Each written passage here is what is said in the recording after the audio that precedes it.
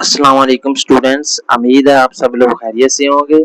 आज हम class 9th की मैथ का सेकंड लेक्चर स्टार्ट करने जा रहे हैं, जिसमें हम एक्सरसाइज 1.1 का क्वेश्चन नंबर 2 सॉल्व करेंगे।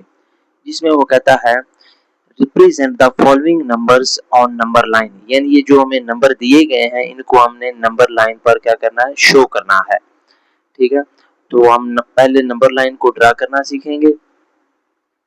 नंबर लाइन के लिए हम एक लाइन को ड्रा करते हैं जिसके दोनों साइड पे क्या होता है, एरो लगे होते हैं।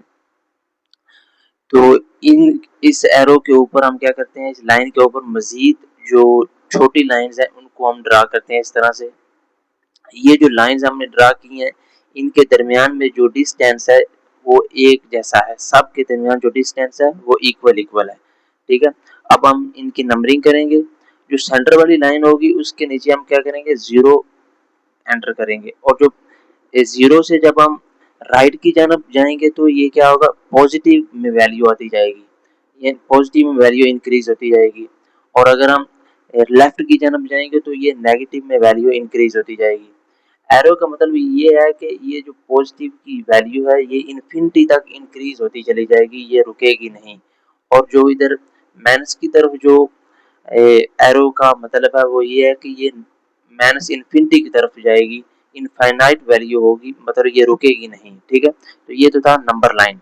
अब हमने क्या करना है, जो हमारे पास क्वेश्चन दिया गया क्वेश्चन नंबर 2, उसके अंदर जितने भी नंबर्स दिए गए उनको हमने इस नंबर लाइन के ऊपर शो करना है कि वो कहाँ पर लाई करते हैं, वो कहाँ पर आ रहे हैं। ठीक है, तो हमारे पास जो पार्ट नंबर 1 है उसमें जो हमें वैल्यू दी गई है वो है √2। तो उसे हम कैलकुलेटर से अगर सॉल्व करें तो हमारे पास जो आंसर आता है वो आता है 1.414, यानी ये आगे मजीद चलता ही जाता है।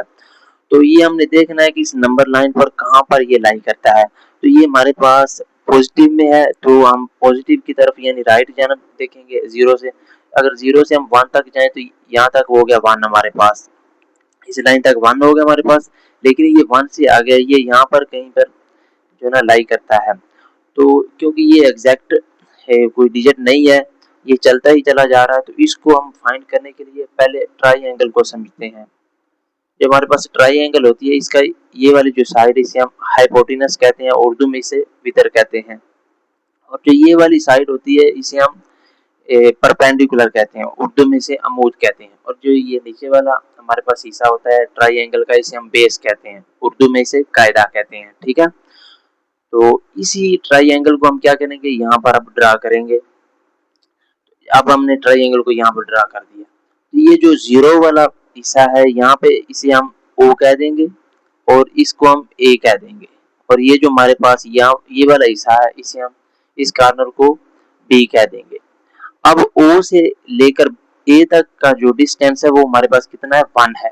इसी तरह से जो ए से लेकर बी तक का डिस्टेंस है वो भी हम 1 ही लेंगे, यानी इसके इक्वल लेंगे। ठीक है, अब ये तो हमने 1 ले ली, लेकिन ये जो ओ से लेकर बी का डिस्टेंस है इसका हमें नहीं पता, ये हमने फाइंड करना है कि ये कितना है। ठीक है, इसको फाइंड करने के लिए हम क्या करेंगे, एक हमारे पास थ्योरम होता है पाइथागोरस थ्योरम, उर्दू में उसे फिसागोरस कहते हैं। ठीक है, तो उसे हम यूज करेंगे बाय यूजिंग पाइथागोरस थ्योरम।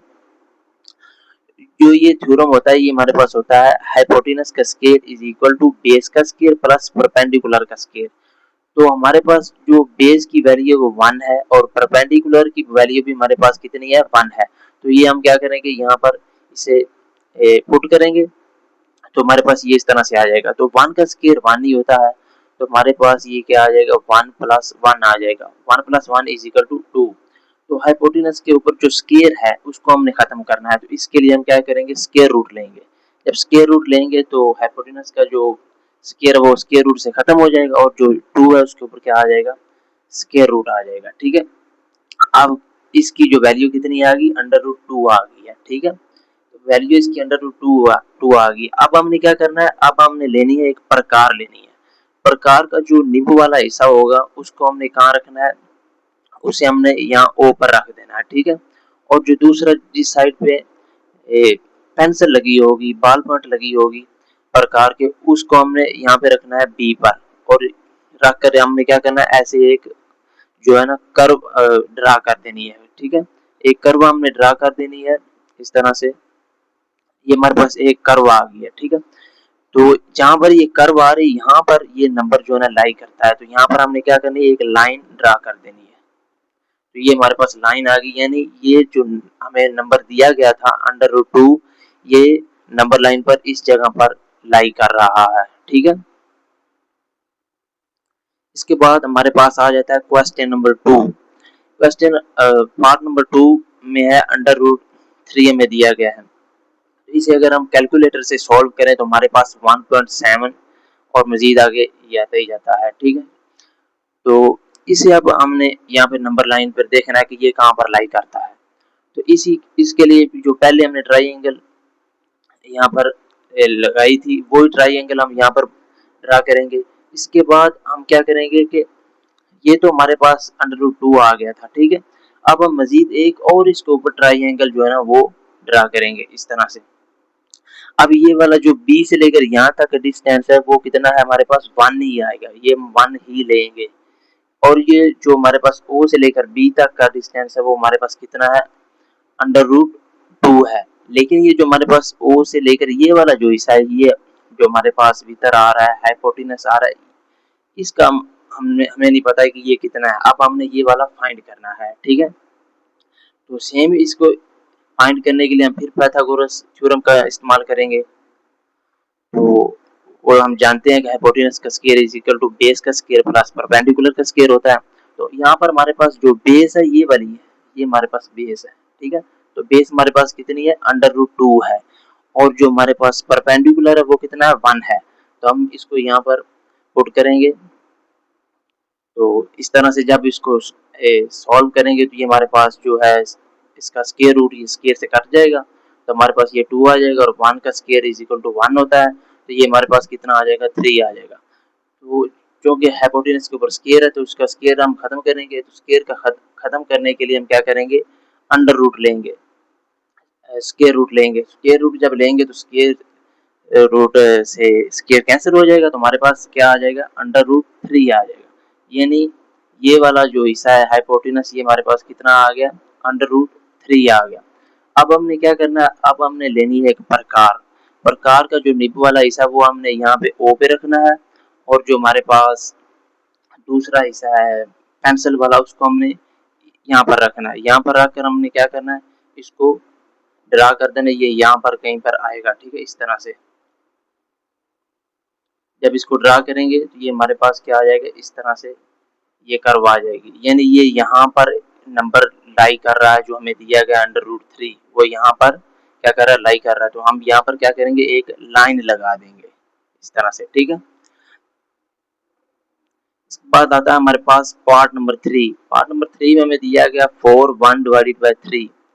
तो इसको अगर हम सॉल्व करें तो हम क्या करेंगे, 3 को मल्टीप्लाई करेंगे 4 के साथ, वो तो होता है 12। 12 में जब एक को ऐड करेंगे तो हमारे पास कितना आ जाता है, 13 डिवाइडेड बाय 3। तो उसको अगर सॉल्व करें तो हमारे पास 4.33, ये 3 आगे चलता ही जाता है, ठीक है।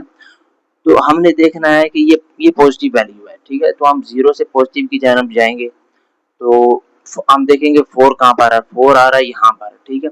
उसके बाद वाला जो पोर्शन है 4 से लेकर 5 तक का पोर्शन जो हमें दिया गया है उसको उसने 3 हिस्सों में डिवाइड किया हुआ है, यानी 1 डिवाइड बाय 3। तो इसको हमने क्या करना है, 3 हिस्सों में डिवाइड करना है। 3 हिस्सों में डिवाइड करने के लिए हम क्या करेंगे, इस इधर हम 2 लाइंस लगाएंगे। जब 2 लाइंस लगाएंगे तो ये कितने पोर्शन में डिवाइड हो गया, ये 3 पोर्शन में डिवाइड हो चुका है, ठीक है। तो हमें जो दिया गया वो है कि 4 1 डिवाइडेड बाय 3, यानी ये जो 3 पोर्शन हमने किए हैं इसमें से एक पोर्शन हमने लेना है। यानी 4 से आगे ये यहाँ पर जो है ना एक पोर्शन तक ये क्या कर रहा है, ये लाई कर रहा है ये नंबर। तो हम यहाँ पर एक लाइन ड्रा कर देंगे इस तरह से, ठीक है। अगर पार्ट नंबर 4 जो है उसमें क्या है, माइनस दिया गया है, -2 1 डिवाइडेड बाय 7। यानी ये अब हमने क्या करना है, 0 से माइनस की जानब जाना है, ठीक है, नेगेटिव की तरफ जाना है हमने। तो अगर हम इसको सॉल्व करें तो हमारे पास जब हम 7 को 2 से मल्टीप्लाई करते हैं तो 14 आता है, और 14 में जब 1 को ऐड करते हैं तो वो कितना बन जाता है, 15। 15 को जब डिवाइड करते हैं तो वो 2.14 मजीद आगे चलता ही जाता है।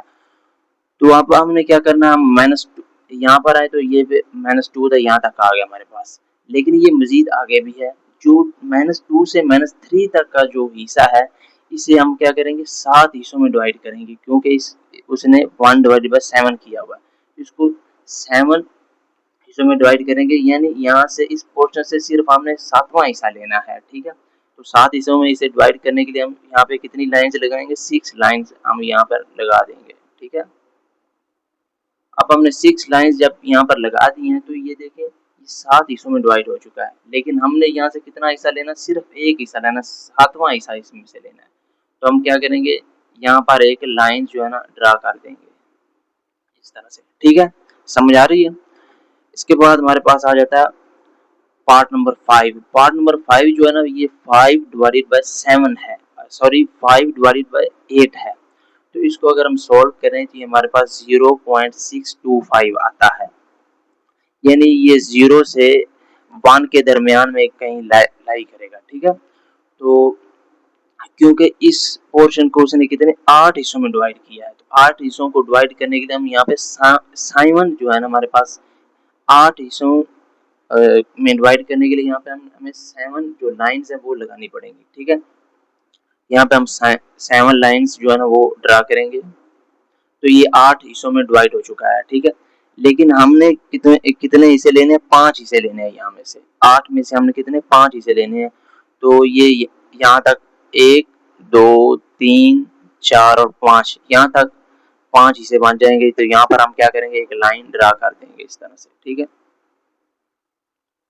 और जो पार्ट नंबर हमारे पास 6 है, इसमें क्या कह रहा है कि 3 डिवाइड बाय 4। ठीक है, तो जब 4 को मल्टीप्लाई करेंगे हम 2 के साथ तो हमारे पास 8 आएगा। 8 में जब 3 को ऐड करेंगे तो 11 बन जाएगा। जब 11 को 4 से डिवाइड करेंगे तो हमारे पास कितना आ जाएगा, 2.75 आ जाएगा। ठीक है, तो ये अब हमने देखना है कि 2 कहाँ पर आ रहा है, +2, तो ये यहाँ पर +2 आ रहा है, लेकिन ये इससे आगे लाई करता है। तो जो हमारे पास 2 से लेकर 3 तक का पोर्शन है, ये वाला जो हमारे पास पोर्शन है, इसे उसने कितने हिस्सों में डिवाइड किया, 4 हिस्सों में डिवाइड किया। तो हम यहाँ पर 3 लाइन्स लगाएंगे ताकि ये जो पोर्शन है ये कितने 4 हिस्सों में डिवाइड हो जाए। तो ये 3 लाइन्स लगाने के बाद 4 हिस्सों में डिवाइड हो चुका है, लेकिन यहाँ से हमने कितने हिस्से लेने हैं, हमने 3 हिस्से लेने हैं। ठीक है, तो 3 हिस्से यहाँ तक बनेंगे, 1 2 और 3। तो यहाँ पर एक हम क्या करेंगे, एक लाइन ड्रा कर देंगे। आज के लिए इतना ही, मिलते हैं नेक्स्ट वीडियो में। अस्सलाम वालेकुम व रहमतुल्लाहि व बरकातुहू।